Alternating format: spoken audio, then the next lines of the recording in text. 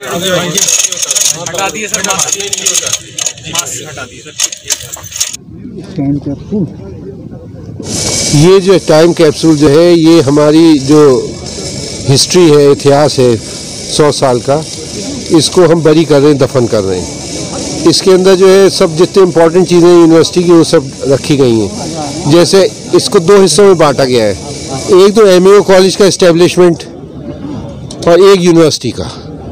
ये MAO college जो आपको पता है वो 1877 में बना था और 1920 तक था। वो 1920 के बाद यूनिवर्सिटी बनी थी।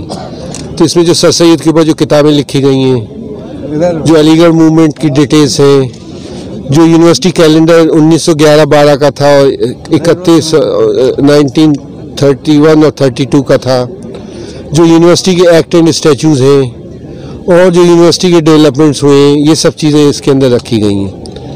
उसके अलावा जो सेंटेनरी ईयर में जो ये स्टैम्प रिलीज़ किया था प्राइम मिनिस्टर ने, वो भी रखा गया है। प्राइम मिनिस्टर की स्पीच भी रखी गई है इसके अंदर। जो चांसलर जितने रहे उनके नाम रखे गए, वाइस चांसलर के नाम रखे गए। और ये सब जो पेपर जो है, ये कार्बोनाइज पेपर है जो प्रिजर्व रहेगा कई सदियों तक। और इसमें नाइट्रोजन गैस भी रखी गई है जो इसमें प्रिजर्वेशन रहे।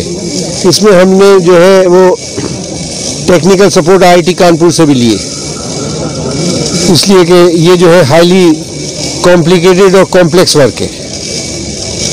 तो ये मुझे पूरी उम्मीद है कि जब ये 100 साल बाद अगली जब सेंटेनरी होगी तो हम लोग तो नहीं होंगे इस दुनिया में, जाहिर है, लेकिन ये जो आगे की फ्यूचर जनरेशन जो हैं, ख़ासतौर से जो हिस्टोरियंस हैं और बाकी लोग हैं, उनके बहुत काम आएगा। तो आज जो है ये वाकई में जो है बहुत हिस्टोरिक मोमेंटस और लैंडमार्क ओकेजन है अलीगढ़ मुस्लिम यूनिवर्सिटी के लिए।